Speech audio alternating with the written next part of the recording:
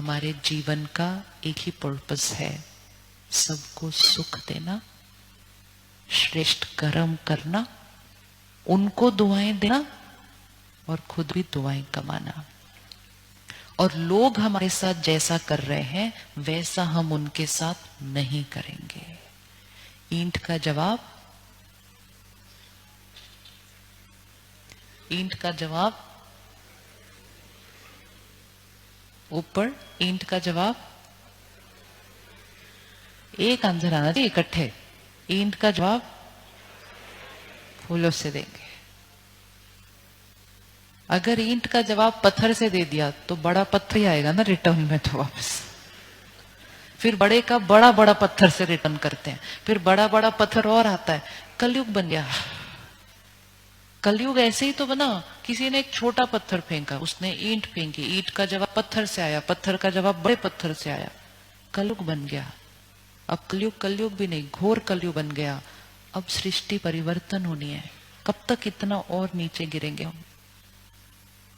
जब हमारे घर में हमारे बच्चे सुरक्षित नहीं, जब हमारे स्कूल में बच्चे सुरक्षित नहीं, बाहर हम निकले तो हम सेफ नहीं, इससे ज्यादा हम अपनी दुनिया को कितना नीचे लेकर आएंगे? 20 साल पहले हम अपने बच्चों को पड़ोसियों के घर छोड़ के बाहर चले जाते थे। आज स्कूल भेजने में डर लगता है, घर पे रिश्तेदारों के पास छोड़ने में डर लगता है। इससे नीचे हम कितना जाएंगे अभी और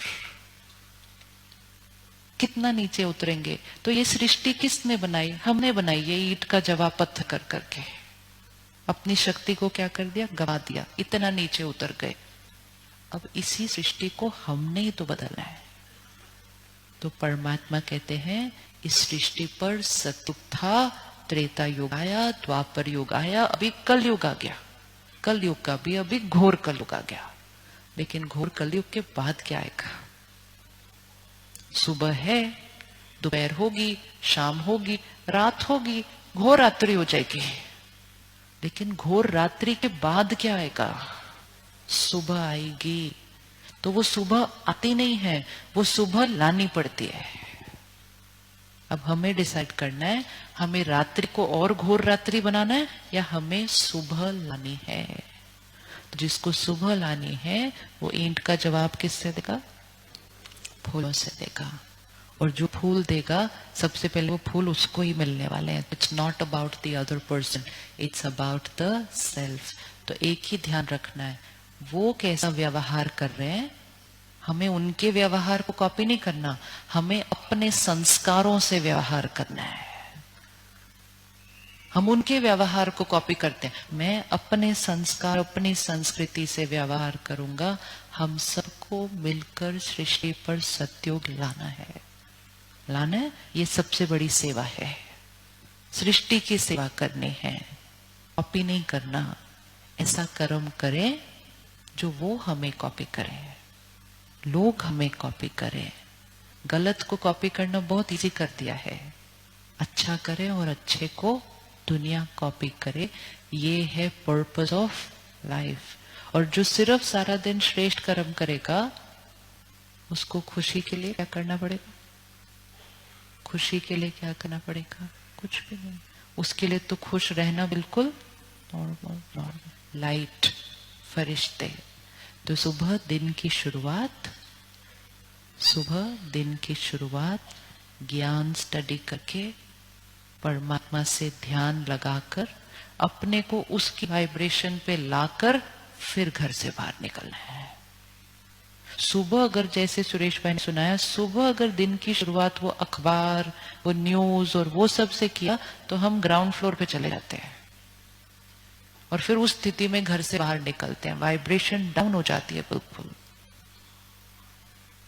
क्यों सुबह सुबह गुरुद्वारा जाना, क्यों सुबह सुबह मंदिर जाना? रीजन है ना उसके लिए, ताकि सुबह सुबह अपनी वाइब्रेशन को किधर ले, ऐसा। तो दिन की शुरुआत सात्विक।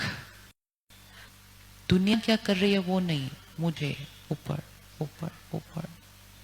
घर को, किचन को, प्रसाद और लंगर सिर्फ मंदिर और गुरुद्वारे में नहीं मिलता। जिस घर में किचन सात्विक होगा, परमात्मा की याद के भजन, गीत, जाप चलेगा, और भगवान की याद में खाना बनेगा, उस घर में रोज लंगर और प्रसाद बनता है, और उस घर का पानी भी अमृत हो जाता है। अपने बच्चों को, अपने परिवार को सारा दिन प्रसाद खिलाओ, अमृत पिलाओ, मन बुद्धि ऐसे हो जाएगी, ऐसे हो जाएगी। प्रसाद सिर्फ थोड़ा सा नहीं हो सकता। थोड़ा सा प्रसाद खाएं और सारा दिन पता नहीं क्या क्या खाएं, तो मन बुद्धि कैसे हो जाएगी। तो वातावरण दूषित है थोड़ा सा, उसमें अपने परिवार को, समाज को बचाना है, तो रोज प्रसाद खिलाना पड़ेगा। दिन में 3 बार प्रसाद खिलाना पड़ेगा, अमृत पिलाना पड़ेगा। तो खाना बनाते समय ये हर एक को करना है अपने घर में। जैसा अन्न वैसा मन, ये बहुत पावरफुल चीज है, इस पावर को यूज करना है। हमने कभी सोचा कि मंदिर और गुरुद्वारों में इतना लंगर क्यों बनता है, इसके पीछे क्या रीजन है? लोग घर में जाके क्यों नहीं खाना खा सकते? क्यों गुरुद्वारे में इतनी मेहनत हो रही है इतना लंगर बनाने के लिए?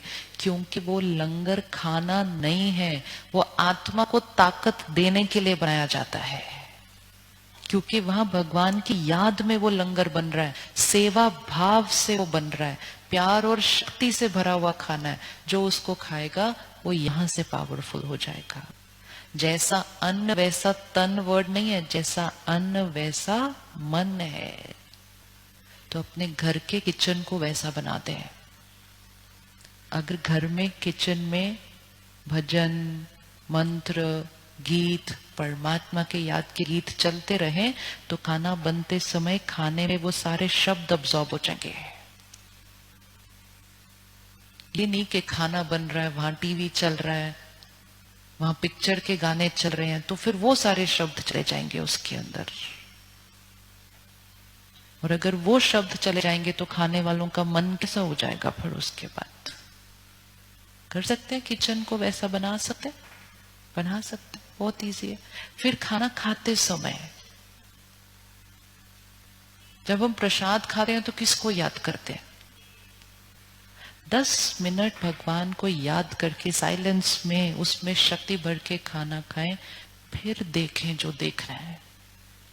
फिर देखें खाना खाते समय ना टीवी ऑन हो घर में, ना फोन किसी के पास हो खाना खाते समय। खाना खाते खाते कोई और बातें कर दी फोन के ऊपर, ऐसा कोई इमरजेंसी नहीं है जो 10 मिनट नहीं रुक सकता। ये मर्यादाएं हैं, ये संस्कृति है जो वापस लानी है। तो खाने को प्रसाद बनाए, पानी को अमृत, और खाने की टेबल पे कभी भी प्रॉब्लम्स नहीं डिस्कस करनी। खाने की टेबल पे कोई आर्ग्यूमेंट नहीं होनी चाहिए। खाना प्रसाद है, और अगर वो बन गया वैसा, तो हमारे घर का वातावरण बदल जाएगा। घर में रहने वालों की मन, बुद्धि, संस्कार, कर्म बदल जाएंगे, भाग्य बदल जाएगा। किचन से, किचन से।